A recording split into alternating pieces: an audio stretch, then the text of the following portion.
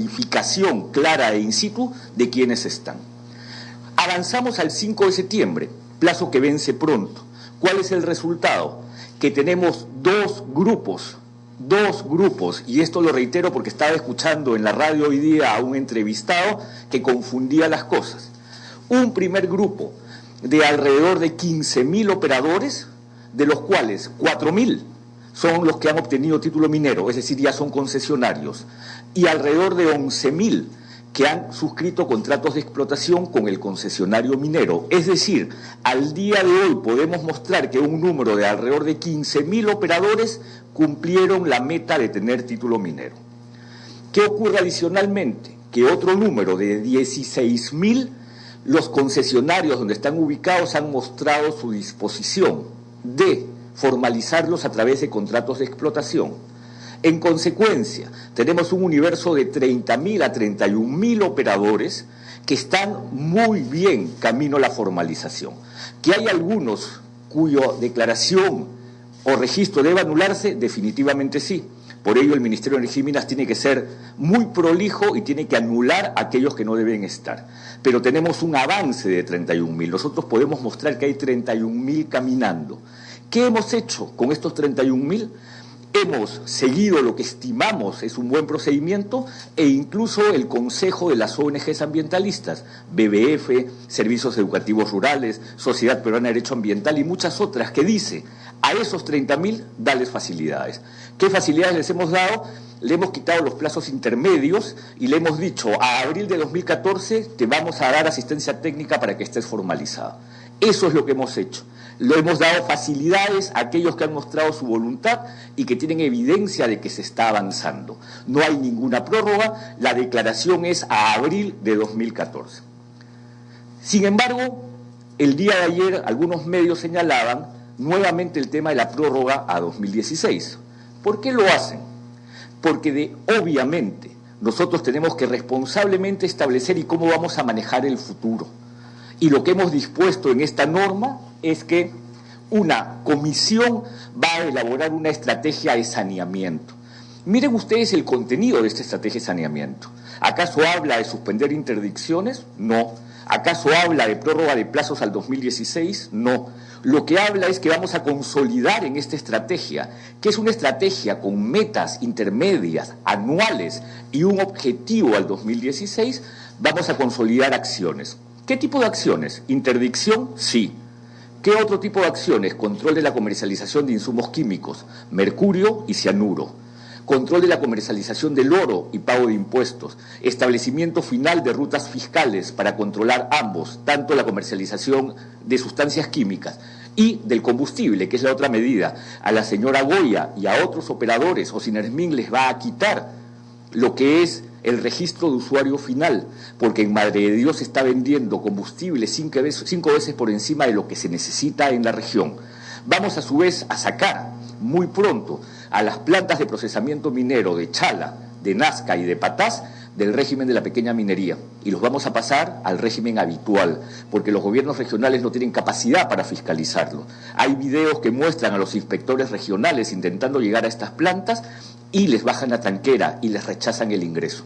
Y vamos a fortalecer el rol del organismo de evaluación y fiscalización ambiental, que a la fecha ya ha iniciado un procedimiento administrativo sancionador, que puede llevar a multas de 37 millones de soles a la señora Goya y al señor Vaca. Entonces hemos avanzado en ese sentido y tenemos el apoyo del Poder Judicial, que está creando 2 juzgados supranacionales, uno en Piura, itinerante al norte, uno en Cusco, itinerante para Puno, Madre de Dios, y el mismo Cusco. Entonces, como verán, el Decreto Supremo 032 no establece ninguna prórroga, no se establece de manera alguna que se suspendan las acciones de interdicción. La estrategia de saneamiento es una estrategia para consolidar aquellos elementos que permitan justamente obtener resultados muy concretos, y en esta estrategia de saneamiento no se establece ni prórroga ni suspensión de la interdicción tampoco. En consecuencia, es muy importante dejar esto en claro. Es importante eliminar las confusiones que políticamente algunos están intentando de imponer, porque el Decreto Supremo se explica por sí solo, pero de todas maneras he considerado y hemos considerado como Ministerio del Ambiente que era muy importante hacer esta conferencia con ustedes para poder explicar con claridad el proceso. Les reitero, ustedes verán en la práctica y verán la evidencia de que las acciones de interdicción continúan y que las acciones del gobierno para poner orden continúan, porque nosotros tenemos un problema grande que se inició hace 45 años, cuando los primeros mineros informales ocuparon la cuenca del río Malinowski, porque esto no es un tema que tenga 5 años, este es un tema que tiene 45 años y que ha ido creciendo en función a el incremento del precio del oro.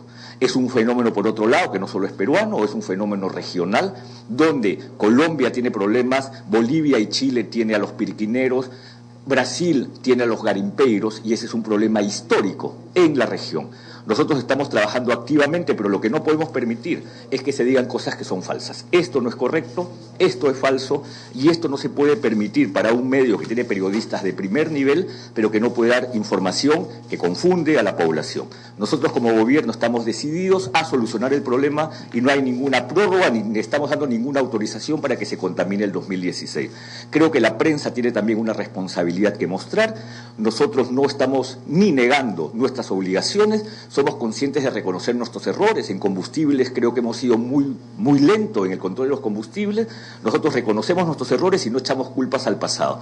Pedimos siempre objetividad, que bajo reglas de ética se puede actuar con objetividad y no se deban plantear este tipo de situaciones, porque esto no es correcto y esto en realidad al final lo único que hace es hacerle daño al país, cuando lo que acá necesitamos es un acuerdo nacional de control de la minería ilegal. Necesitamos eliminar las mafias, necesitamos eliminar a personas que, como las que aparecieron en un diario, pueden comprar un rancho en España de 8 millones de euros dedicadas a la actividad de la minería ilegal en Puno sin pagar un centavo de impuestos en el Perú. Para eso necesitamos el acuerdo nacional, y para tener un acuerdo nacional necesitamos noticias con objetividad. Señores y señoras periodistas, si quieren formular alguna pregunta, con todo gusto. Buenos días. Edith Martínez de TV Perú Noticias. Ministro, estamos en vivo a nivel nacional. Quería preguntarle por qué se ha malinterpretado exactamente el Decreto Supremo 032. Usted hacía referencia a un titular que decía que los mineros informales seguirán destruyendo el ambiente hasta el 2016. Y también quería preguntarle sobre la situación de la minería ilegal en Madre de Dios y Puno. Precisamente ayer también se informaba, hoy día mejor dicho, se informaba sobre que operadores de minería ilegal llevaban cerca de 4 millones de dólares en las maletas y fueron descubiertos en el aeropuerto. Muchas gracias. Las razones de por qué se ha generado esta confusión habría que preguntárselo directamente a quien escribió el titular. Porque si quien escribe un titular no puede fundamentarlo en una razón muy concreta, entonces la desinformación está viniendo del propio titular de la noticia. Porque nuevamente yo pido a todos, a cada uno y una de ustedes, que revise el decreto supremo y me confirme si hay o prórroga o suspensión de la interdicción. Y ese es un reto sobre el cual estoy seguro que no podrán contestar, porque justamente no dice nada de eso. ¿Puede generar confusión? Sí.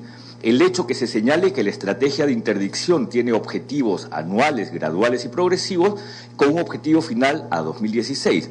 Eso no significa ninguna prórroga, eso es más bien un acto absolutamente responsable de un gobierno que tiene que establecerse sus propias metas para consolidar un proceso mientras está en el gobierno, para que al final del periodo, el año 2016, uno pueda señalar qué cumplió, cómo cumplió, y en el proceso de rendición de cuentas uno puede decir avancé, cuánto avancé, en qué me detuve, en qué no tuve el éxito y en qué en cambio obtuve el resultado positivo.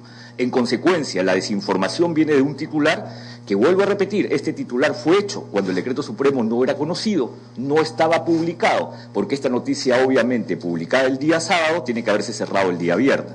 Y el día viernes, recién en la noche, el presidente de la República, Ollanta firmó el decreto supremo 032 que salió publicado el día sábado. Y respecto de la pregunta de esta cantidad de dinero, eso es justamente lo que tenemos que controlar. Aquí hay grandes mafias que tienen que ser controladas en especial por el Poder Judicial y el Ministerio Público.